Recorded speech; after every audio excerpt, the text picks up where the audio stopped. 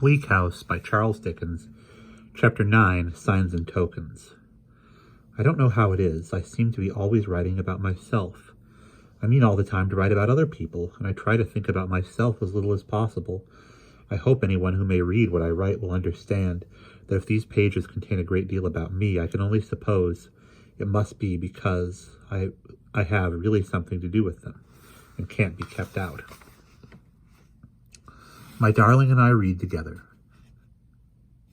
and worked, and practiced, and found so much employment for our time, that the winter days flew by us like bright-winged birds. Generally in the afternoons, and always in the evenings, Richard gave us his company. Although he was one of the most restless creatures in the world, he certainly was very fond of our society. He was very, very, very fond of Ada. I mean it. And I had better say it at once. I had never quite seen any young people falling in love before, but I found them out quite soon. I could not say so, of course, or show that I knew anything about it. On the contrary, I was so demure and used to seem so unconscious that sometimes I considered within myself whether I was not growing quite deceitful. But there was no help for it. All I had to do was to be quiet, and I was as quiet as a mouse.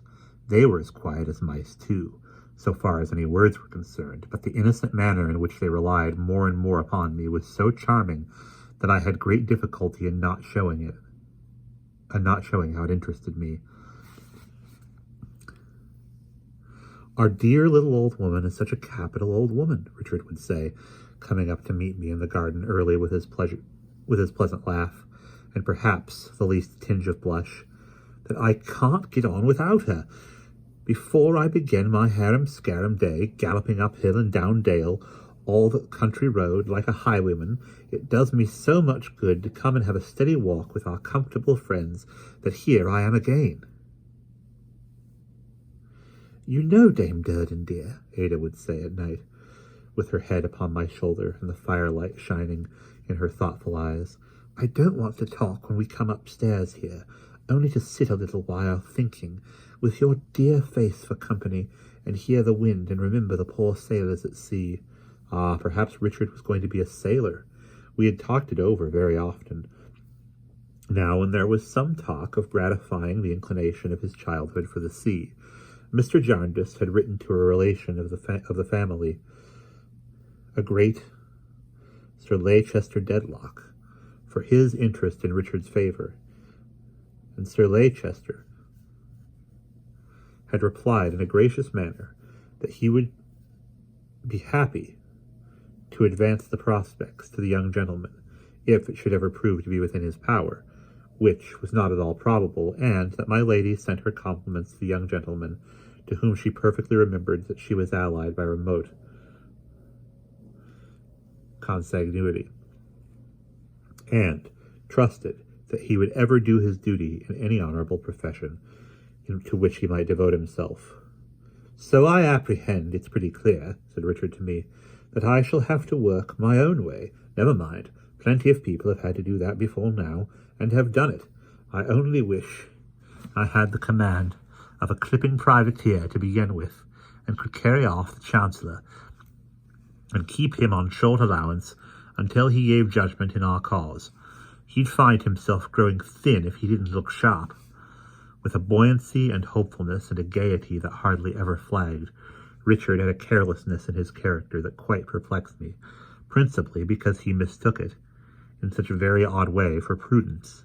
It entered into all his calculations about money in a singular manner, which I don't think I can better explain than by reverting for a moment to our loan to Mr. Skimpole. Mr. Jarndyce had ascertained the amount either from Mr. Skimpole himself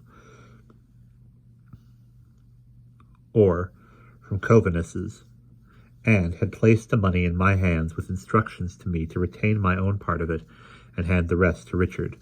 The number of little acts throughout expenditure which Richard justified by the recovery of his £10, and the number of times he talked to me as if he had saved that amount, would form a sum of simple addition. My prudent Mother Hubbard, he said to me, I made £10 clear out of Covenus's business. How is that? Said I. Why, I got rid of £10, which I was quite content to get rid of, and never expected to see any more. Very well, then I came into possession of £10. The same £10, I hinted. That has nothing to do with it, returned Richard. I have got £10 more than I expected to have, and consequently I can afford to spend it without being particular. I believe Richard's was as frank and generous a nature as there possibly can be. He was ardent and brave, and, in the midst of all his wild restlessness, was so gentle that I knew him like a brother in a few weeks. His gentleness was natural to him, and would have shown itself abundantly even without Ada's influence, but with it he became one of the most winning of companions, always so ready to be interested, and always so happy, sanguine, and light-hearted. I am sure that I, sitting with them, and walking with them, and talking with them, and noticing from day to day how they went on falling deeper and deeper in love, and saying nothing about it, and each shyly thinking about that this love was the greatest of secrets, perhaps not yet suspected even by the other, I am sure that I was scarcely less enchanted than they were. We were going on in this way when one morning at breakfast Mr. Jarndyce received a letter, and, looking at the superscription, said, "From Boythorn, eh? Aye," and opened and read it with evident pleasure, announcing to us, in parentheses, when he was about halfway through, that Boythorn was coming down for a visit. Now, who was Boythorn, we all thought. "I went to school with this fellow Lawrence Boythorn," said Mr. Jarndyce, tapping the letter as he laid it on the table, "more than 45 years ago. He was then the most impetuous boy in the world, and he is now the most impetuous man. He was then the loudest boy in the world, and he is now the loudest man.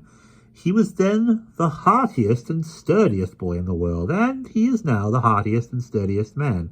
He is a tremendous fellow." "In stature, sir?" asked Richard. "Pretty well, Rick, in that respect," said Mr. Jarndyce, "being some 10 years older than I, and a couple of inches taller, with his head thrown back like an old soldier, his stalwart chest squared, and his hands like a clean blacksmith's, and his lungs. There's no simile for his lungs.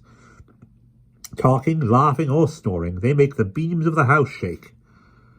But the inside of the man, the warm heart of the man, the passion of the man, the fresh blood of the man that I speak of," he pursued, "his language is sounding as his voice. He is always in extremes, perpetually in the superlative degree. In his condemnation he is all ferocity. You might suppose him to be an ogre from what he says, and I believe he has the reputation of one with some people. There, I tell you no more of him beforehand. You must not be surprised to see him take me under his protection, for he has never forgotten that I was a low boy at school, and that our friendship began in his knocking 2 of my head tyrant's teeth out. He says 6 before breakfast." We looked forward to his arrival with some curiosity. The afternoon wore away, however, and he did not appear. The dinner hour arrived, and still he did not appear. The dinner was put back an hour, and we were sitting round the fire, with no light but the blaze, when the hall door suddenly burst open, and the hall resounded with these words, uttered with the greatest vehemence and in a strenuous voice: "We have been misdirected, Jarndyce, by a most abandoned ruffian, who told us to take the turning to the right instead of the left. He is the most intolerable scoundrel on the face of the earth. His father must have been a most consummate villain, ever to have such a son. I would have had the fellow shot without the least remorse." "Did he do it on purpose?" Mr. Jarndyce inquired. "I have not the slightest doubt that the scoundrel has passed his whole existence in misdirecting travellers," replied the other. "By my soul, I thought him the worst-looking dog I had ever beheld when he was telling me to take the turning to the right, and yet I stood before the fellow face to face and didn't knock his brains out. By my soul, Jarndyce, if you had been married, I would have turned back at the garden gate and gone away to the remotest summits of the Himalayan mountains sooner than I would have presented myself at this unseasonable hour." "Not quite so far, I hope," said Mr. Jarndyce. "By my life and honour, yes," cried the visitor. I would be guilty of the audacious insolence of keeping a lady of the house waiting all this time for an earthly consideration. I would indefinitely rather destroy myself. Indefinitely rather. Talking thus, he went upstairs, and presently we heard him in his bedroom thundering, "Ha, ha, ha, ha!" and then again, "Ha, ha, ha!" until the flattest echo in the neighborhood seemed to catch the contagion and to laugh enjoyably as he did, or as we did when we heard him laugh.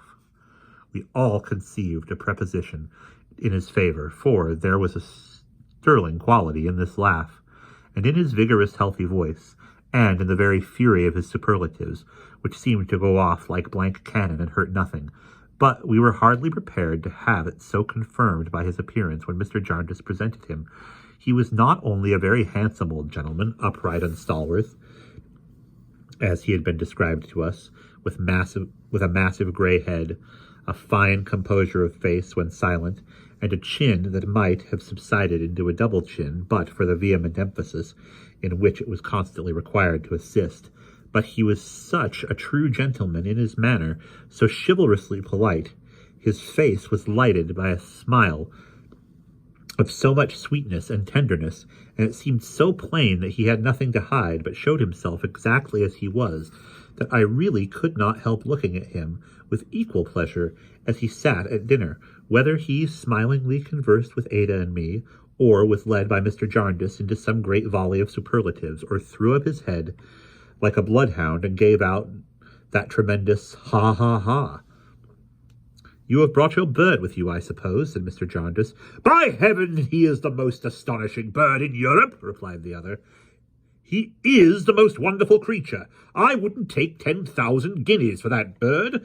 I have left an annuity for his sole support in case he should outlive me." The subject of this laudation was a very little canary, who was so tame that he was brought down by Mr. Boythorn's man on his forefinger, and, after taking a gentle flight round the room, alighted on his master's head, to hear Mr. Boythorn presently expressing the most implacable and passionate sentiments with this fragile mite of a creature quietly perched on his forehead was to have a good illustration of his character, I thought. "By my soul, Jarndyce," he said, very gently holding up a bit of bread for the canary to peck at, "if I were in your place, I would seize every master in Chancery by the throat tomorrow morning and shake him until his money rolled out of his pockets and his bones rattled in his skin. I would have a settlement out of somebody by fair means or by foul. If you would empower me to do it, I would do it for you with the greatest satisfaction." "I thank you, Lawrence, but the suit is hardly at such a point at present," returned Mr. Jarndyce, laughing, "that it would be greatly advanced, even by the legal process of shaking the bench and the whole bar." "There never was such an infernal cauldron as the Chancery on the face of the earth," said Mr. Boythorn. "Nothing but a mine below, on a busy day in term time, with all its records, rules, and precedents collected in it, and every functionary belonging to it also, high and low, upward and downward, the whole blown to atoms, with 10,000 hundredweight of gunpowder would reform it in the least." It was impossible not to laugh at the energetic gravity with which he recommended this strong measure of reform. When we laughed, he threw up his head and shook his broad chest, and again the whole country seemed to echo to his ha, ha, ha. "But how do you and your neighbour get on about the disputed right of way?" said Mr. Jarndyce. "You are not free from the toils of the law yourself." "The fellow has brought actions against me for trespass, and I have brought actions against him for trespass," returned Mr. Boythorn. "By heaven, he is the proudest fellow breathing. It is morally impossible that his name can be Sir Leicester. It must be Sir Lucifer." "Complimentary to our distant relations," said my guardian, laughingly to Ada and Richard. "I would beg Miss Clare's pardon and Mr. Carstone's pardon," resumed our visitor, "if I were not reassured by seeing that the fair face of the lady and the smile of the gentleman, that it is quite unnecessary, and that they keep their distant relation at a comfortable distance." Or he keeps us, suggested Richard. By my soul! Exclaimed Mr. Boythorn, suddenly firing another volley. That fellow is, and his father was, and his grandfather was, the most stiff-necked, arrogant, imbecile, pig-headed numbskull ever, by some inexplicable mistake of nature, born in any station of life but with a walking-sticks. But it's no matter. He should not shut up my path if he were 50 baronets melted into one. The fellow, by his agent or secretary or somebody, writes to me, Sir Leicester Dedlock, baronet, presents his compliments to Mr. Lawrence Boythorn, and has to call his attention to the fact that the green pathway by the old parsonage house, now the property of Mr. Lawrence Boythorn, is Sir Leicester's right of way, being in fact a portion of the park of Chesney Wold, so that Sir Leicester finds it convenient to close up the same. I write to the fellow, Mr. Lawrence Boythorn presents his compliments to Sir Leicester Dedlock, baronet, and has to call his attention to the fact that he totally denies the whole of Sir Leicester Dedlock's position on every possible subject, and has to add, in reference to closing up the pathway, that he will be glad to see the man who may undertake to do it. The fellow sends a most abandoned villain with one eye to construct a gateway. I play upon that execrable scoundrel with a fire engine until the breath is nearly driven out of his body. The fellow erects a gate in the night. I chop it down and burn it in the morning. He sends his myrmidons to come over the fence and pass and repass. I catch them in humane man-traps, fire split peas at their legs, play upon them with the engine. He brings actions for trespass. I bring actions for trespass. He brings actions for assault and battery. I defend them and continue to assault and batter. Ha, ha, ha! To hear him say all this with unimaginable energy, one might have thought him the angriest of all of mankind. To see him at the very same time looking at the bird now perched upon his thumb and softly smoothing its feathers with his forefinger, one might have thought him the gentlest. No, no, he said, no closing up my path by any Dedlock, though I will willingly confess, here he softened in a moment, that Lady Dedlock is the most accomplished lady in the world, to whom I would do any homage that a plain gentleman and no baronet with a head 700 years thick may. But, speaking of this trespass, with apologies to Miss Clare and Miss Summerston, for the length at which I have pursued so dry a subject, is there nothing for me from your men, Kenge and Carboy? I think not. Esther, said Mr. Jarndyce. Nothing, guardian. Much obliged, said Mr. Boythorn.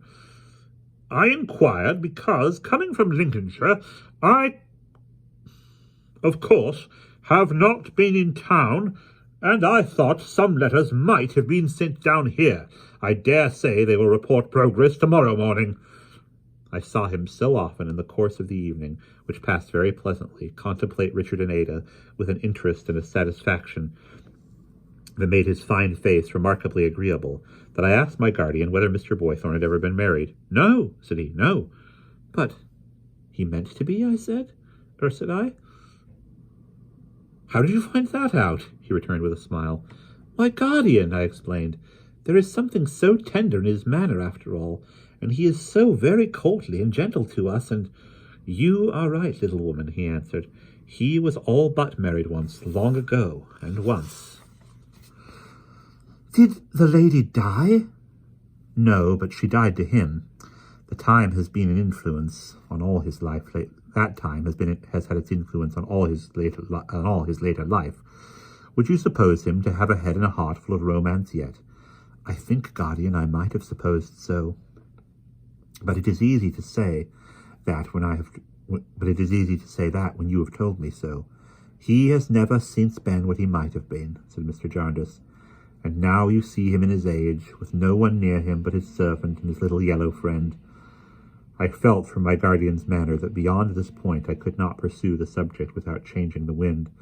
I therefore forbore to ask any further question. I was interested, but not curious. With the morning there came a letter from Messrs. Kenge and Carboy to Mr. Boythorn, informing him that one of their clerks would wait upon him at noon. As it was the day of the week on which I paid the bills, and added up my books. I remained at home while Mr. Jarndyce, Ada, and Richard took advantage of a very fine day to make a little excursion. Mr. Boythorn was to wait for Kenge and Carboy's clerk, and then was to go on foot to meet them on their return. Well, I was full of business, examining tradesmen's books, adding up columns, paying money, filling receipts, when Mr. Guppy was announced and shown in. I had had some idea that the clerk who was to be sent down might be the young gentleman who had met me at the coach office, and I was glad to see him because he was associated with my present happiness. I scarcely knew him again, he was so uncommonly smart. He had an entirely new suit of glossy clothes on, a shining hat, lilac kid gloves, a neckerchief of a variety of colors, a large hothouse flower in his buttonhole, and a thick gold ring on his little finger, besides which he quite scented the dining room with bear's grease and other perfumery. He looked at me with an attention that quite confused me when I begged him to take a seat until the servant should return, and as he sat there, crossing and uncrossing his legs in a corner, I asked him if he had had a pleasant ride, and hoped that Mr. Kenge was well. I never looked at him, but I found him looking at me in the same scrutinizing and curious way. When the request was brought to him, he would go upstairs to Mr. Boythorn's room. I mentioned that he would find lunch prepared for him when he came down. He said, with some embarrassment, holding the handle of the door, "Shall I have the honor of finding you here, miss?" I replied, "Yes, I should be there." And he went out with a bow and another look. I thought him only awkward and shy, for he was evidently much embarrassed, and I fancied that the best thing I could do would be to wait until I saw that he had everything he wanted, and then to leave him to himself. The interview with Mr. Boythorn was a long one, a stormy one too, I should think, for although his room was at some distance, I heard his loud voice, rising every now and then like a high wind and evidently blowing perfect broadsides of denunciation. At last Mr. Guppy came back, looking something worse for the conference. "My eye, miss," he said. "He's a Tartar." "Pray take some refreshment, sir," said I. Mr. Guppy sat down at the table and began nervously sharpening a carving knife on the carving fork, still looking at me, as I felt quite sure without looking at him, in the same usual manner. The sharpening lasted so long that at last I felt a kind of obligation on me to raise my eyes. He immediately looked at the dish and began to carve. "What will you take yourself, miss? You'll take a morsel of something?" "No, thank you," said I. "Shan't I give you a piece of anything at all, miss?" said Mr. Guppy, hurriedly drinking off a glass of wine. "Nothing, thank you," said I. "I have only waited to see that you have everything you want. Is there anything I can order for you?" "No, I am much obliged to you, miss, I'm sure. I've everything that I can require to make me comfortable. At least, not comfortable, I'm never that." He drank off 2 more glasses of wine, one after another. I thought I had better go. "I beg your pardon, miss," said Mr. Guppy, rising when he saw me rise, "but would you allow me the favour of a minute's private conversation?" Not knowing what to say, I sat down again. "What follows is without prejudice, miss," said Mr. Guppy. "I don't understand what you mean," I said, wondering. "It's one of our law terms, miss. You won't make any use of it, to my determent, at Kenge and Carboy's, or elsewhere, if our conversations should lead to anything. It's in total confidence." "I am at a loss, sir," said I, "to imagine what you can have to communicate in total confidence to me, whom you have never seen but once, but I should be very sorry to do you any injury." "Thank you, miss. I'm sure of it. That's quite sufficient." All this time Mr. Guppy was either planning his forehead with his handkerchief, or tightly rubbing the palm of his left hand with the palm of his right. "If you would excuse my taking another glass of wine, miss, I think it might assist me in getting on without a continual choke that cannot fail to be mutually unpleasant." He did so, and came back again. I took the opportunity of moving well behind my table. You wouldn't allow me to offer you one, would you, miss?" said Mr. Guppy, apparently refreshed. "Not any," said I. "Not half a glass?" said Mr. Guppy. "Quarter? No. Then, to proceed, my present salary, Miss Summerston, at Mr. Kenshin Carboy's is £2 a week, and a further rise of 5 is guaranteed at the expiration of a term not exceeding 12 months from the present date. My mother has a little property which takes the form of a small life annuity, upon which she lives in an independent, though unassuming manner, in an old street road. She is eminently calculated for a mother-in-law. She never interferes in all for peace, and her disposition easy. She never interferes, is all for peace, and her disposition easy. My own abode is lodgings at Penton Place, Pentonville. It is lowly but airy, open at the back, and considered one of the healthiest outlets. Miss Summerson, in the mildest language, I adore you. Would you be so kind as to allow me, as I may say, to file a declaration to make an offer? Mr. Guppy went down on his knees. I was well behind my table and not much frightened. I said, "Get up from that ridiculous position immediately, sir, or will you oblige me to break my implied promise and ring the bell?" "Hear me out, miss," said Mr. Guppy, folding his hands. "I cannot consent to hear another word, sir," I returned, "unless you get up from the carpet directly and go and sit down at the table, as you ought to do if you have any sense at all." He looked piteously, but slowly rose and did so. "Yet what a mockery it is, miss," he said, with his hand upon his heart, and shaking his head at me in a melancholy manner over the tray, to be stationed behind foot at such a moment. The soul recoils from food at such a moment, miss." "I beg you to conclude," said I. "You have asked me to hear you out, and I beg you to conclude." "I will, miss," said Mr. Guppy. "As I love and honour, so likewise I obey. Would that I could make thee subject of that vow before the shrine." "That is quite impossible," said I. "I am aware," said Mr. Guppy, leaning forward over the tray, and regarding me as I again strangely felt, though my eyes were not directed to him, with his late intent look, "I am aware that in a worldly point of view, according to all appearances, my offer is a poor one. But Miss Summerson, angel, no, don't ring. I have been brought up in a sharp school, and am accustomed to variety of general practice. Though a young man, I have fettered out evidence, got up cases, and seen lots of life.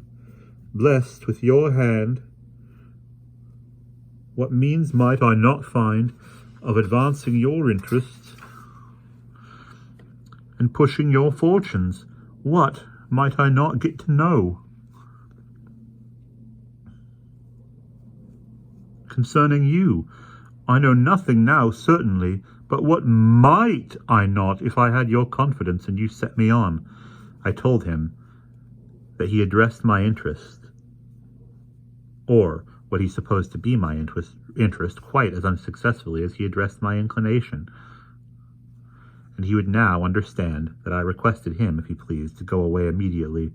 "Cruel miss," said Mr. Guppy, "hear but another word. I think you must have seen that I was struck with those charms on the day when I put up the steps of the Acme coach. It was a feeble tribute to thee, but it was well meant. The image has ever since been fixed in my breast. I have walked up and down of an evening opposite Jellyby's house, only to look upon the bricks that once contained thee. If I speak of interest, it is only to recommend myself and my respectful wretchedness. Love was before it, and is before it."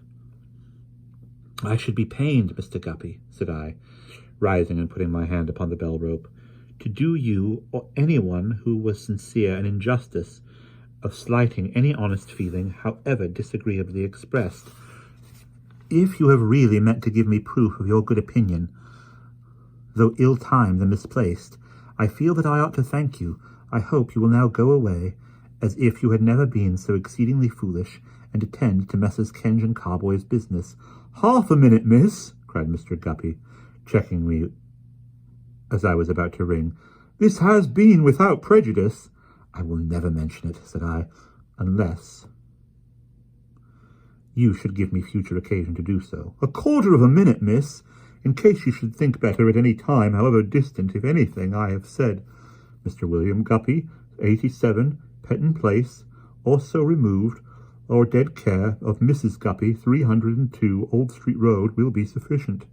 I rang the bell, the servant came, and Mr. Guppy, laying his written card upon the table, and making a dejected bow, departed. I sat there for another hour or more, finishing my books and payments, and was so composed and cheerful that I thought I had quite dismissed this unexpected incident. But when I went upstairs to my own room, I surprised myself by beginning to laugh about it, and then surprised myself still more by beginning to cry about it.